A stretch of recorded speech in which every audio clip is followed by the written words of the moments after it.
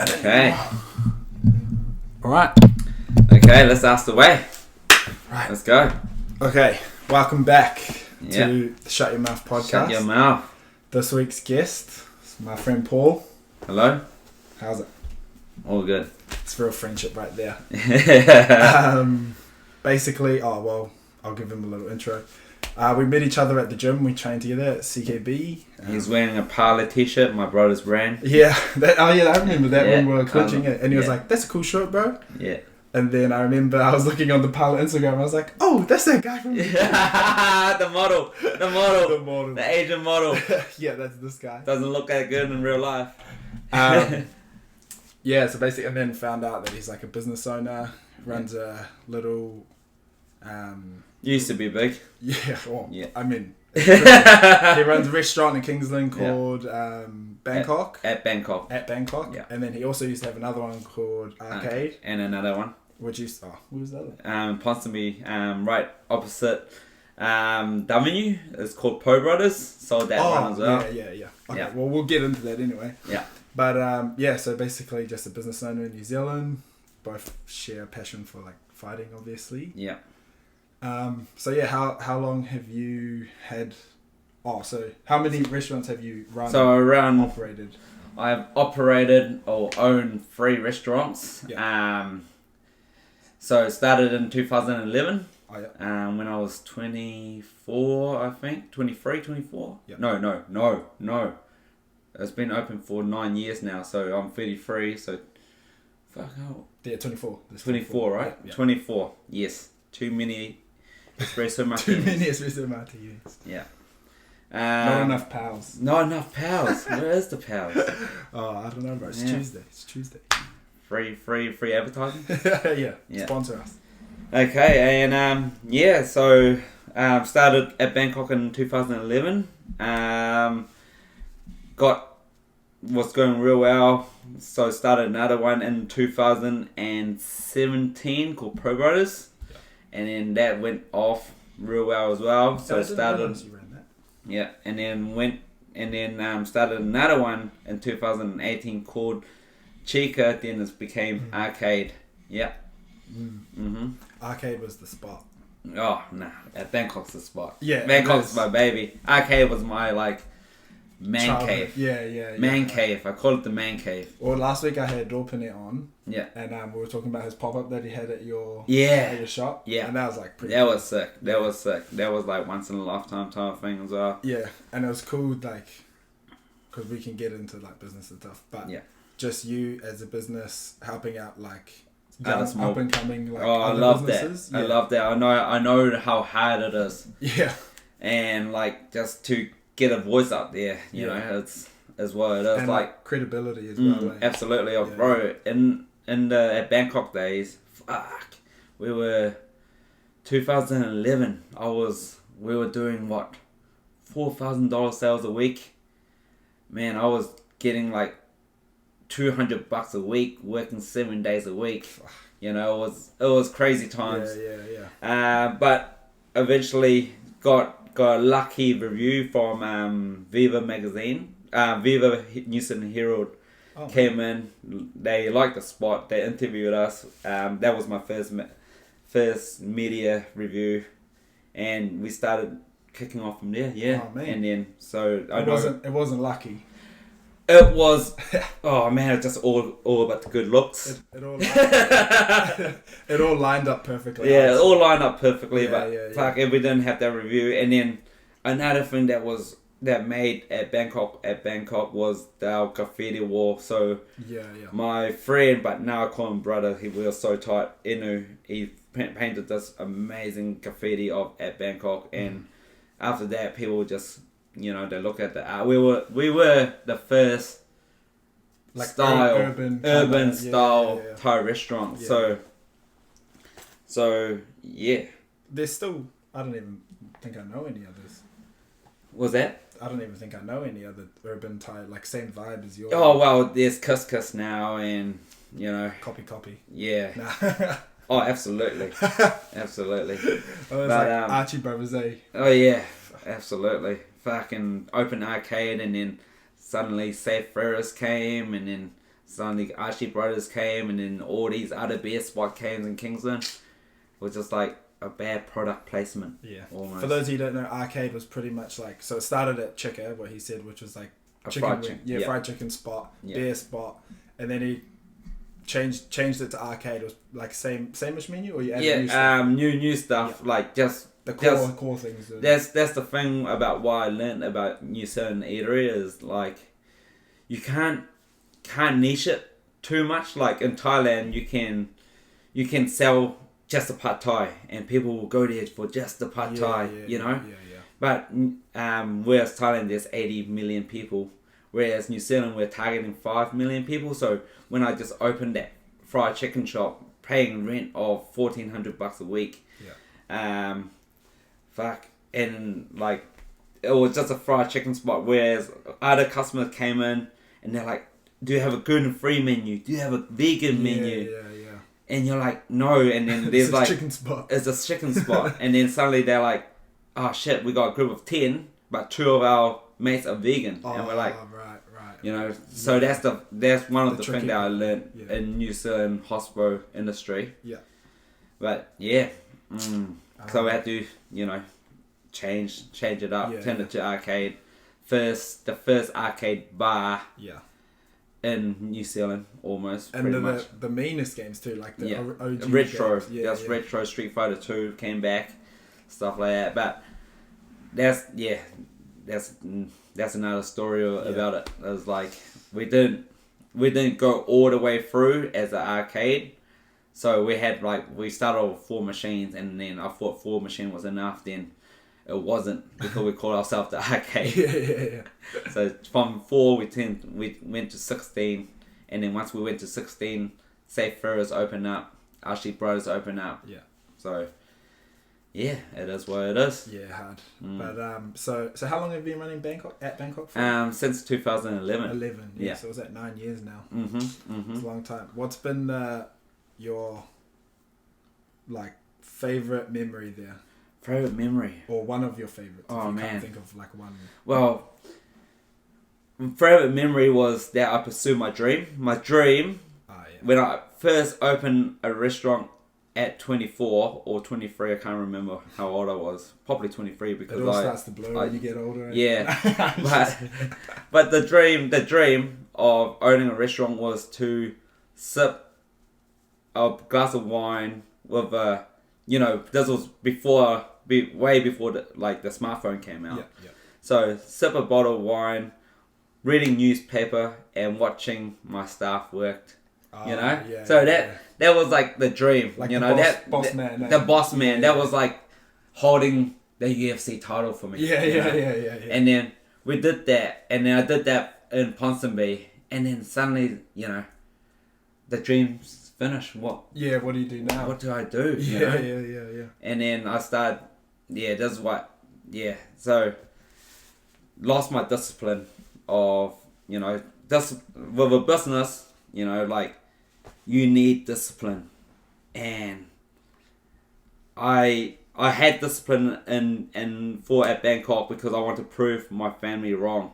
You know, that's the thing. Like, I want to tell them, like, I don't care about money. I just want this restaurant to be popular and famous. Yeah, you know, no matter how much power I got. Yeah, done that.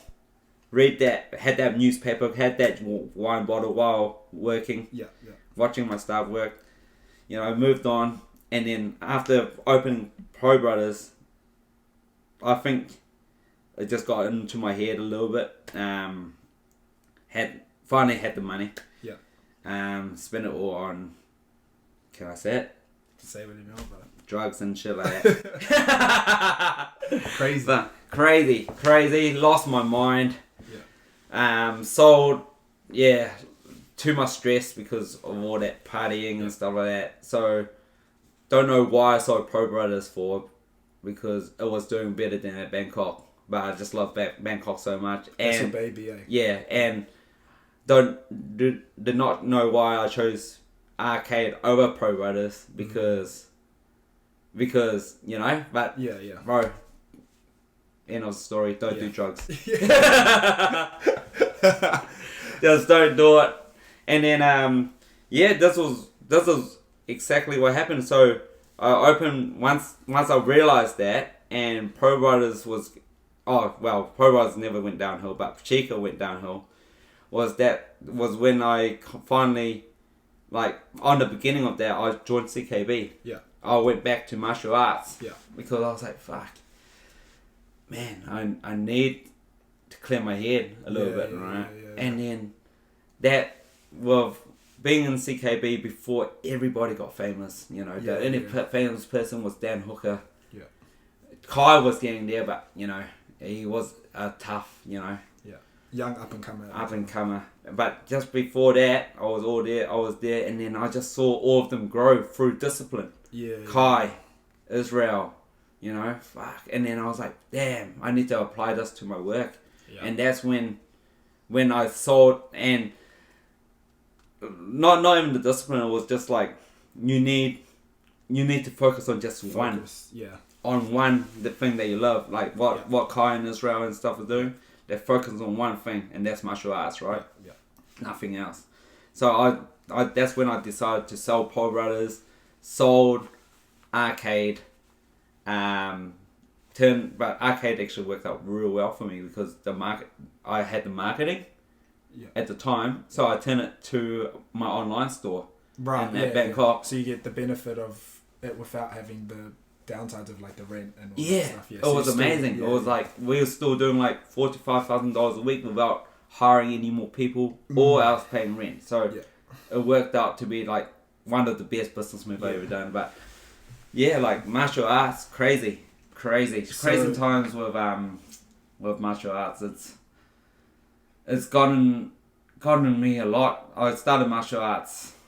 Should we start talking about martial arts now? Or Oh wait, I got one question. Yeah, we'll get into, because it kind of leads into that. Yeah. But so you got your dream, you got your goal. Yeah. And then once you got there, you're like, oh shit, I've achieved it. Yeah. Like nothing to do now. It was like that. And then you went kind of off the rails, like just.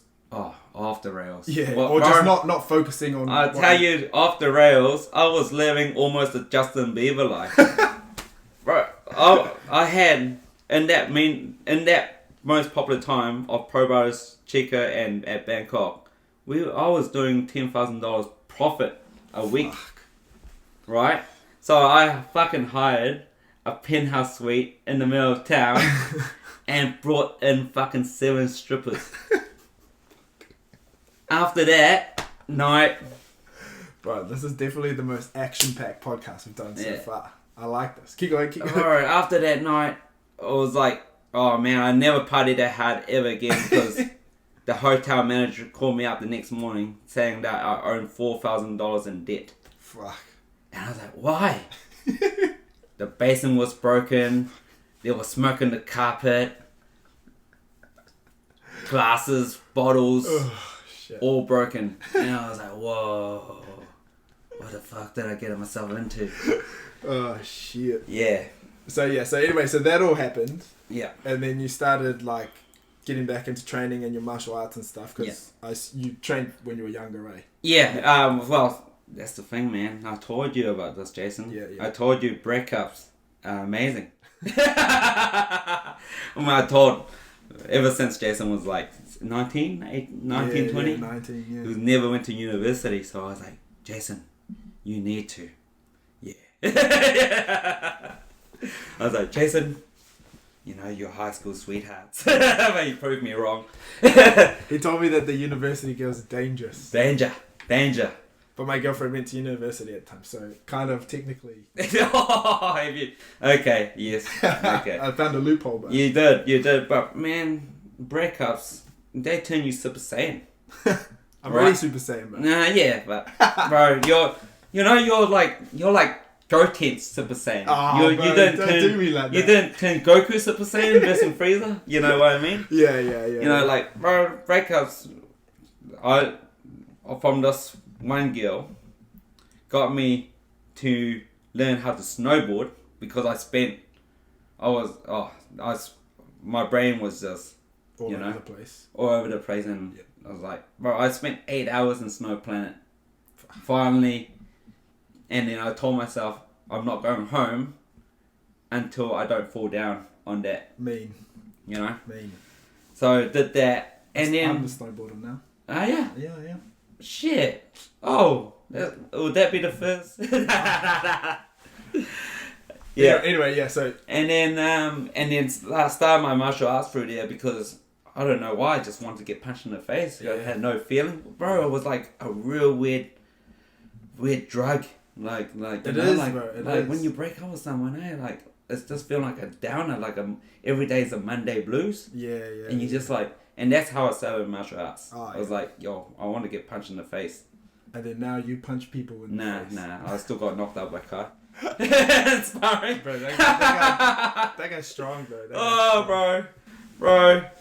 Oh. We've got some stories. Yeah. Okay, we'll get into the fucking MMA side of it. Yeah. What's your funniest story? Oh, I know my funniest story of you at the gym. Oh my goodness. Do you want to hear Yeah, it? please. Shout out to Caleb. So there's like this 10 a.m. drilling class. If you guys don't know, if you're listening, it's like an MMA class where you just do basics, like every day, and you just practice all different positions. And I think it was guillotine chokes we were practicing. We were practicing these guillotine chokes, and Paul's partner Caleb is like one of our mates from the gym.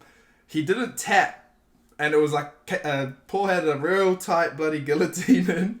And then all of a sudden, everyone in the gym goes, "Oh shit!" And we all look over, and Paul's like, "Oh shit!"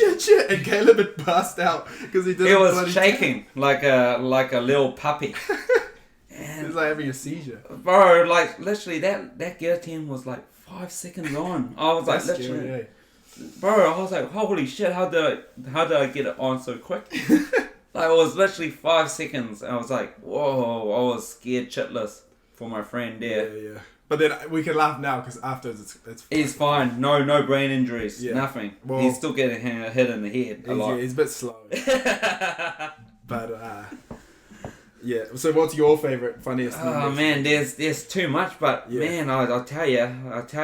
After Kai beat me up a couple of times, I literally. It's the worst because you're like the same size, eh? Yeah, so like I love sparring with him. I love he's so like fun to. I called Kai out once in training, and then Eugene's like, "What the fuck you doing? Are you in the same level? Why are you calling Kai out?" I was like, just because I just want to be as good as Kai, coach. Yeah, I can't do that anymore. I'm 33. Yeah. I got a new dream now. Oh, what's your new dream? Bro, it is going to become reality. I'm going to say this in a podcast. I want to be one of the fighters' manager. So the thing is, like, I'm over this hospital dream of me. You know. Do you feel like you've achieved all that you wanted to? Well, it's dream is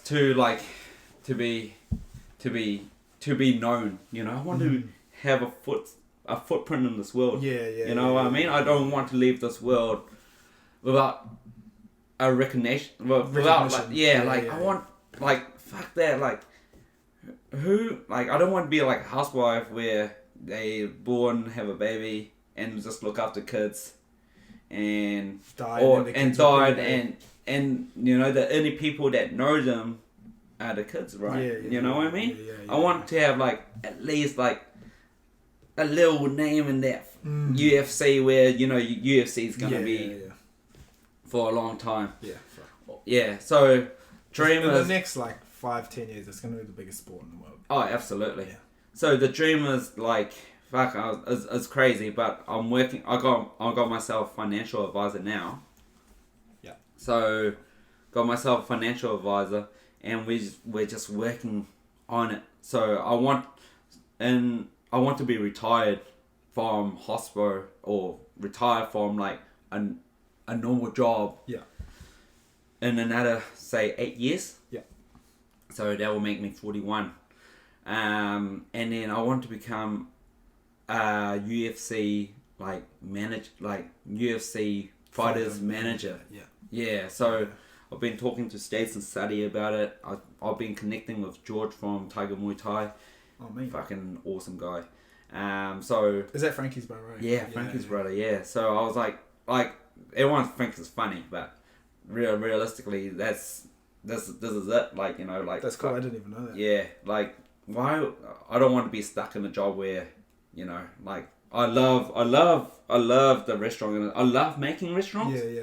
But I don't like the service side of it. So you like the grind more than like I love like building something up. Yeah, I love building something up. Yeah. I love the creative side of things, right? I love like creating new restaurants and stuff. Creative process. But that grind of service and stuff like that's, you know, I can't stay in that life forever. Yeah. You know, that's why I'm so happy when Jason and, you know, Caesar, Shout out you to know, Caesar.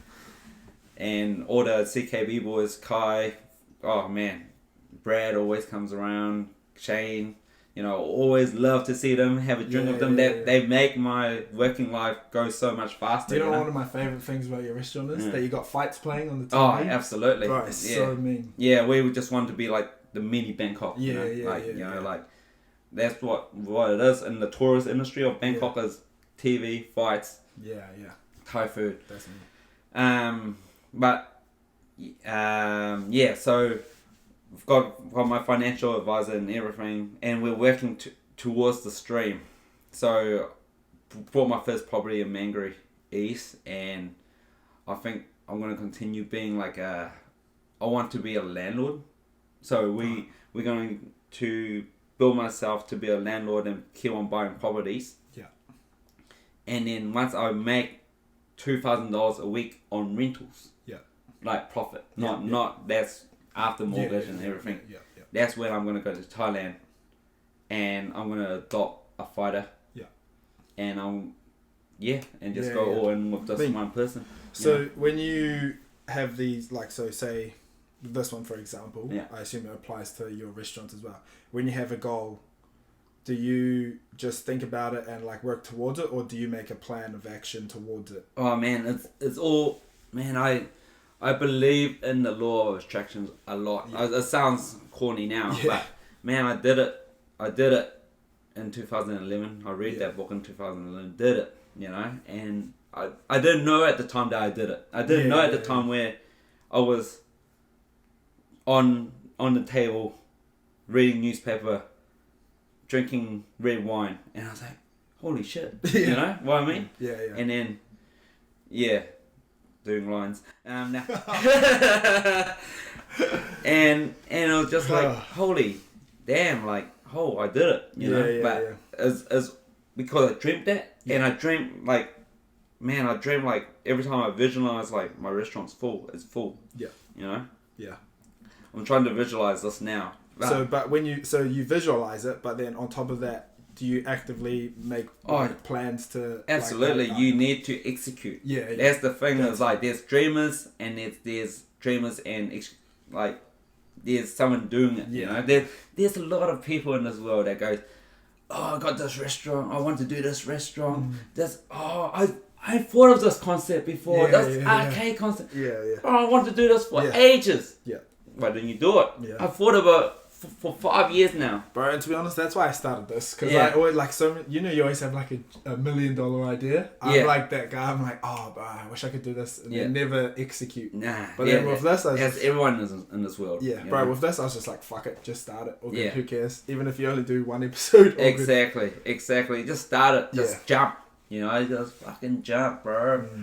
Yeah, so I've been, bro, like, there's, like, I had a restaurant concept, and then I told one concept to my mate, and then he's like, I want to do this. And I was like, bro, you haven't done it yet. How can you hog it? Bro, it's my concept. What? You know, stuff like that, bro. I was like, stuff this. But now I'm going to be out. This is should be my last restaurant that I'm going to do and stay with. I won't create anymore until I want to be in that. Bro, did you know that I was in backstage in UFC New Zealand, Auckland, in the last one? Were you? Yeah, bro. I was backstage, bro, with Dan Hooker, Brad Riddell. How'd you get back? Did they just bring you back? Nah, I was Loma's one of the Thai fighters that came to New Zealand. Yeah. And I was... Was that the chick? Yeah. Yeah, I remember. And I was a voice guy for them. So George got me to be in the backstage UFC, which was like bro. If I wasn't hungover, because damn, that Eternal belt was amazing. Bro, that was. You were the same table as my dad, eh? Yeah. And I was like, whoa. And bro, I was like, nah, I want to drink. But bro, like everything, bro, we had what, 8 wins out of 9? That weekend, yeah. No, I think it was all 9. Nah, we lost the last one, and we lost Henry's one. Oh, that's right. But yeah, no, he won one of his fights, but then the second one. Yeah. But I thought he won that. Yeah, absolutely. Absolutely. CKB always getting stitched up. Yeah. In the local scene. Oh, absolutely. But yeah, so I went home at 3 a.m. and I got up at 5 a.m. and Ubered to the hotel at 6. So I pretty much had 2 hours of sleep. And what's that girl's name again? The fighter? Loma. She fought the Angela Hill. Yeah. I remember that fight. Yeah. So, yeah, that experience was like, wow, eye-opening. Yeah. And I would not be hangover again for experience like that. Yeah. Oh, that whole weekend was mean, eh? Oh, I was so gutted, bro, because I was watching the Eternal fights on my phone, but I had I don't know if I had a fight or something coming up, so I had to go to Spider at Lewis. Oh, yeah. And I was like watching the fights, and it was just, I think I saw Jay San's fight, and then I had to go, and I had to come back and try, like the link wasn't working. Yeah. Yeah. Bro, it was like, I was looking forward to that card within the UFC. Yeah, because there was more of the boys on it. Yeah. How about the Shuriken card? Wow. Coming up? Yeah. Fuck, yeah. Oh, you got a table for that? Nah, I think Dad might, but I don't know. I don't know what's going on with it because of COVID. So. No, it's on. Yeah, but like, how many will they be able to have? 100, I think. Yeah. 100 guests. Fuck, that's 10 tables, bro. Damn. Yeah, true. Well, I guess if it's separated, it might. I don't know. Yeah. The tables here and then the seats in the side. Well, when are they going to announce level 1? I think 2 weeks. 2 weeks. Oh shit! So Shurikens. October. It's like first week of October. Yeah, so it's 2 weeks. Oh, so maybe. Hopefully it coincides. Yeah. Hard. Yeah, fuck, that card's mean, eh? Absolutely. Hopefully I can get a last minute fight on that. Yeah. Oh, bro. Yeah, mean. How's your career, bro? Like, what's up? Like, fuck, bro. Do you want to be a fighter? You want to be a full-time fighter, or I don't know at this stage. Is it still a hobby? I think about it. I want to just fight as much as I can so I can get experience. Because I don't really know what I want to do because I haven't had enough experience in there. You know what I mean? Like, I might have one terrible fight and be like, no, I don't. Well, that's the thing, bro. Like, there's like, bro, I've been talking to heaps of people about it, but people's like saying like, fuck, you don't have to, like, when you had to kill it. Remember that time when I was ringside with you? Yeah.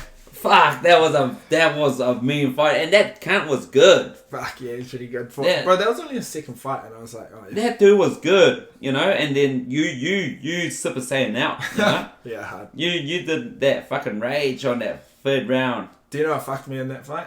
It was in November, at the end of November. Yeah. So I was like, sweet, got my last fight of the year done, and I just like the whole December, every weekend, just party, like train a couple times. Well, that's the thing, bro. And then by the time I come back to training in like end of Jan, start of Feb, I'm like unfit. Yeah. Absolutely. Got no fights lined up, and even if I did, like I'm too heavy. So I actually, even though I won that one, I actually lost in life. Lost in life. But that's the thing, bro. Like, you need to choose. Like, bro, I wish I was back in my 20s. But I'll tell you, in my 20s, I lived the best life. I traveled the world. You know, I don't know if I want to change it, but fuck, if looking... You probably just want a 20-year-old body now. Yeah, like absolutely. Keep the experiences. Oh, absolutely. But life is weird, bro. Yeah. Life is like... The weird thing about life is like... It's so short. Yeah. Like, wow. Blink and you'll miss it, eh? Yeah. So that's why I think I got it. The 21-year-old. Yeah. That's why I was like thinking about it now. Like, man, when I go to Thailand and I want to adopt that fighter, I want to adopt that like 16 to 18-year-old fighter. Yeah. And I want to live like treat him like how Kai, like, you know, fucking Kai is disciplined. Yeah, you know, yeah. like He's you have to hungry. choose one, bro. Like you can't party, bro. Like if you want to live this life, you live it to the fullest. Like you have to fucking all or nothing. All or nothing, because bro, the experience of it now. Did you see that dude that new Russian Khabib? Oh, Hamza. Oh wow. Shemaev. You know that dude. How can anyone beat that dude? Again? Yeah. Fuck. Who can beat that dude? He threw one kick and one punch. One punch. He's crazy. He's the like, Russian one punch man.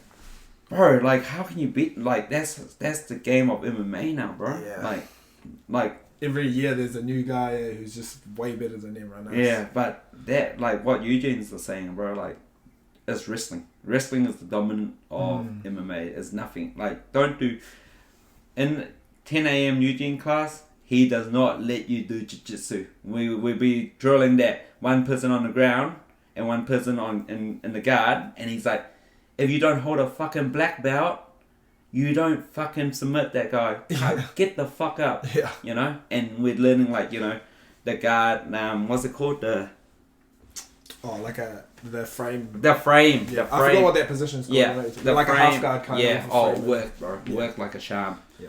And just get up. You know, don't fucking. Bro, that's what I'm just that starting to do now. But when I'm unfit, I can't do it. But yeah, just when I get taken out, I just get back up straight away. Because otherwise, I just lay on my back too long. Yeah. If it's a real fight, like fuck, you're losing. Yeah, you're losing. Oh well, you did that in your first MMA fight in Shuriken, right? Bro, yeah, literally. Yeah. That one, I got a bit excited in the first round because I thought I heard him a bit. So I was like, yo, just went. And then also the 3-minute rounds. I wasn't used to the 3-minute rounds. Okay. Like was it too long? Well, because all my kickboxing's 2 minutes. Yeah. So I fully noticed that after the first round, I was pretty tired. And I was like, but I can push through. Yeah. But that was because there was no wrestling. And then the third round, the second round, sorry, just wrestle. That's the thing about like the fight game. Like you need to control. Like with MMA, like it's funny. Like when a stand-up guy go into a jiu-jitsu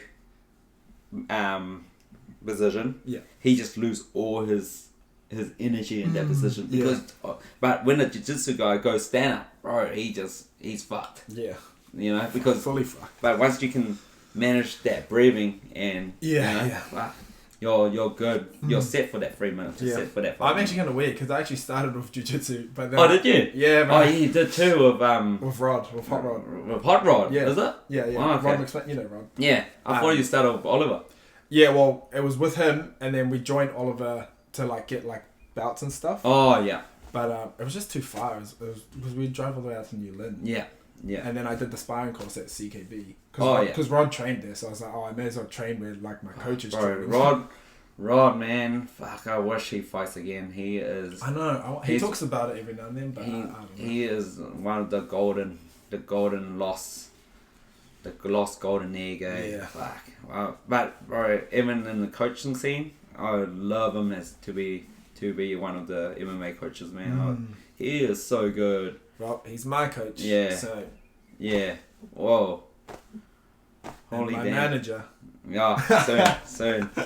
Bro, it's funny, like I talked to Jason Suddy when he came to my restaurant. Well, Jason Suddy was my first coach. Oh, real? Yeah. Oh, because I used to train at ETK North Shore. Oh, when I was younger. Yeah. Yeah.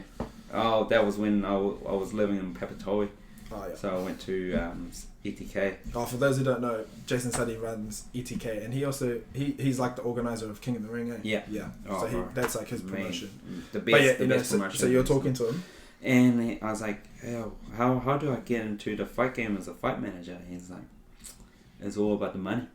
I was like, what? What do you mean? It's all about the money. And I was like, whoa. So the shortcut is like, you find this fighter and you like go to like a big promotion and you're like, I want my fighter to fight your guy that's like number 3 or 4, top 5 in your promotion. Yeah. But instead of the promotion, you know how like Australia and New Zealand, like when you fight in Australia, they send you do they send you the ticket? They don't send you the ticket, eh? Like the flights and stuff. Yeah. I think it depends. Depends, on the promotion. yeah. And like if you're like up and coming like Israel 5 years ago, then they'll probably fly you out. Yeah. But like, I don't know. So Jason's like, don't accept any of their money. Fly your dudes out, get a combination for them, and don't ask the promotion that this dude's gonna fight for free, and keep on doing that. Let the guy fight for free. Yeah. Oh yeah. And do that for about 3 to 4 bouts, and once he gets that title, and then people will start knowing him. Yeah. Once he gets that title, people will, that title shot. That's when the money coming in. Yeah. But it's almost like, like to start up a restaurant, it's about 60K to start up. Yeah. A minimal, not like these fancy ass restaurant. Yeah. But it's almost like, bro, why don't I get that 60K and invest in this one fighter? Whoa, that would be mean. Yeah. Get to show the world. Do you reckon it'll be a similar process to the restaurant? Okay. No. Yeah. Yes and no. Yes and no. Yes. Okay. Yes, no. Yes, no. Okay, I'm thinking about it right now. So in my restaurant, every time I open a restaurant, right, I think of 3 things. Yeah. How do I give my customer the experience, the value, and the quality? Yeah. Okay. Right, that's the easiest way to make a restaurant. Once you get all that free, people's coming. Sorts itself out. Yeah, people's coming, yo. Yeah. Like if you get one wrong, there was this one time last week. Don't want to name the restaurant, but fuck. Awesome experience, awesome quality. Quality what? Scampi. They do scampi, they do wagyu, they do all this shit. But a size, half the size of my penis. Sorry, a scampi corn dog. Half the size. Half the size. You have to imagine that. Half the size. Half the size. And fucking they sell for $12 a bite. So what were the 3 things? Experience, quality, and... No, experience, value, quality. Oh, yeah. Value, quality. Bro, okay. Nice and easy. Okay, what's your favourite restaurant? Not restaurant, but what's your favourite eatery where you go, where you can go to like 2 times a week in your budget? Probably like Fatima's or something. Bro, yeah. Yeah. Oh, bro. Fucking selling stuff for under $18. Yeah. Right? Yeah. Most of their burgers are... Burgers? Yeah. They have like burgers? a bat bun. Bun. Or shawarma, I think. How much is that? $12? Yeah, 12. Yeah, right? Full. Yeah. And the quality is just as good. Yeah. Fuck. There we go. Yeah. That's how the restaurant industry works. Is you think about you put yourself in the customer's shoes, and do I have the value for them? Yes. Do I have the experience for them? Yes. Because Fatima is a good experience. Oh, it is. It's like all black. Yeah. It's not like a takeaway Chinese takeaway type of experience. Which I do like that experience sometimes. Yeah, or like Spicy House. Yeah. But they're full on, but full on value, everything. Because that's how they want to look at it. Yeah. But whereas like these like fine dining restaurants, you can see these fine dining restaurants going up and down. Like they spend like more than $800,000 on it, and then because they show you the experience, they show you maybe the quality, but they don't show you the value, and bro, and that's all cases of a business. This is what, and relating that to a fighter, bro, almost, because what I was saying, find that fighter, he's good, he's quality, he's experienced, right. And it brings value to watchers as well. The value is that I will pay for his flights and his... But then he also would bring value to the promotions if he's successful. And then people who watch him, they'll value like watching him over, I don't know, fucking... Absolutely. Imagine that. So it is the same. So, when you open a business, you have to be honest, disciplined, and think about that 3 things, and you'll be successful. Business 101 with the brother Paul. Yeah. Well, better wrap it up now, actually. Yeah. It's been pretty well. But thanks for coming on. Thank you, Jason. That was very insightful, actually. Heaps of stuff I didn't even know. Yeah. So, if people want to check you out, come to the restaurant. Please, at Bangkok, 438 New North Road. If you want the arcade menu, Just ask for one of our lovely staff. It was a secret menu, so you need your phone and then you scan that barcode to get the burgers and the fried chicken and stuff like that. Yeah. But at Bangkok, we've been open since 2011, so come on over. Value, Gangnam experience, burger. quality. Done. The Gangnam burger is good. Try it. Yeah, BYO restaurant as well. Ooh. So, kaboom. SYMP season, baby. Yeah.